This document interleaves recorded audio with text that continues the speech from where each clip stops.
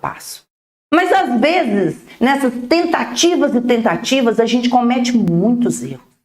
Qual que é um dos erros, doutora Mical, que o advogado mais comete? Qual que é o maior erro, doutora Mical? O primeiro erro, gente, está aqui, ó. Falta de conhecimento do título. Ora, se a ação de execução é baseada num título líquido, certo e exequível, você tem que trazer para ela um título certo, líquido e exequível. O primeiro erro do advogado é trazer o título sem análise, sem olhar esse título. Qual é o tipo de ação correta que eu vou entrar? É uma execução desse cheque? Então tá, o cheque prescreve em 6 meses. Depois disso é ação de cobrança, tá? Então não vai entrar com a ação errada. Conheça o título. Você tem que saber o direito. Você tem que conhecer os fundamentos desse título. Assim, você é capaz de produzir a peça certa.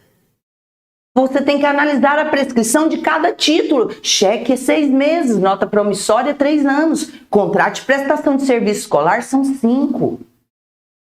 E respeitando os prazos prescricionais desse título, após esse prazo, não pode ser mais ação de execução, que é mais rápida, mais séria, atinge patrimônio mais rápido.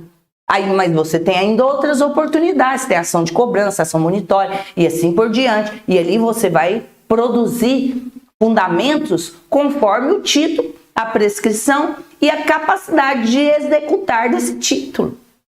Você está verificando, por exemplo, a assinatura dos contratos de prestação de serviço? Tem assinatura das 2 testemunhas? Se não tiver, ele não é título líquido, certo e exequível. Então, prepare bem o seu título.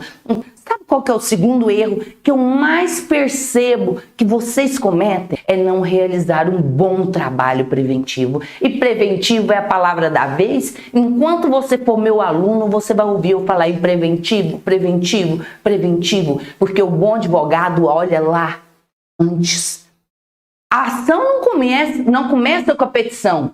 A ação começa na análise de documentação juntada na petição.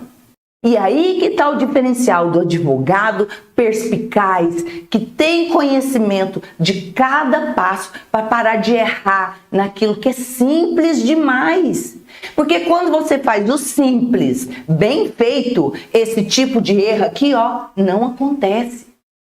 Você vai pesquisar o executado antes de entrar com a ação.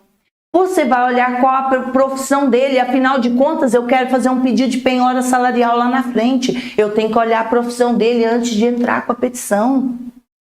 Você vai olhar onde que ele trabalha. Porque eu posso pedir para oficializar o órgão pagador, para que realize a penhora lá dentro da empresa que paga o salário. Então é bom eu saber onde que o executado trabalha. Olha o seu olhar agora, olha a quantidade de erros que você está eliminando.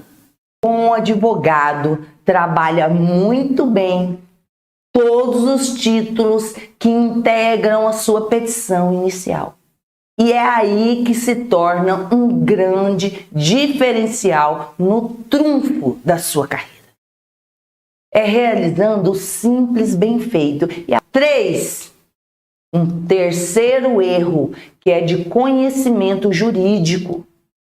Se você quer trabalhar bem com execução e buscar patrimônio do devedor, você tem que conhecer o artigo 835 do CPC na ponta da língua.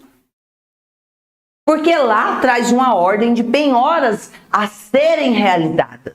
E lá fala assim, a penhora observará preferencialmente a seguinte ordem: dinheiro em espécie, depósito, aplicação em instituição financeira, títulos da dívida pública, títulos e valores mobiliários, veículos terrestres, bem móveis. Aqui, o 835 do CPC. Quem trabalha com execução não pode não conhecer esse artigo. Esse é o terceiro e um dos piores, porque como advogado, você tem que ter em mente que esta legislação não está aqui à toa. Quando o CPC traz o 835, ele diz o seguinte, presta atenção em mim, observará preferencialmente a seguinte ordem. Ordem quer dizer que tem uma sequência. E se tem uma sequência, na hora de executar, você tem que fazer pedidos. A sua petição, olha a qualidade. Petição. Nós estamos falando de execução, o advogado aparece no processo por via o quê? Petição. E sua petição tem que estar o quê? Embasada dentro da ordem do 835. Eu posso pedir aqui no 835, vim aqui pedir para o juiz penhorar móveis antes de penhorar dinheiro? Não. Porque ele vai falar, você não está seguindo a ordem. Então eu tenho que seguir exatamente a ordem? Não precisa seguir exatamente a ordem, mas a sequência lógica de constrição você tem que seguir. E se você quer ser mais assertivo na busca de bens, essa sequência te dá uma logística incrível. Você quer acertar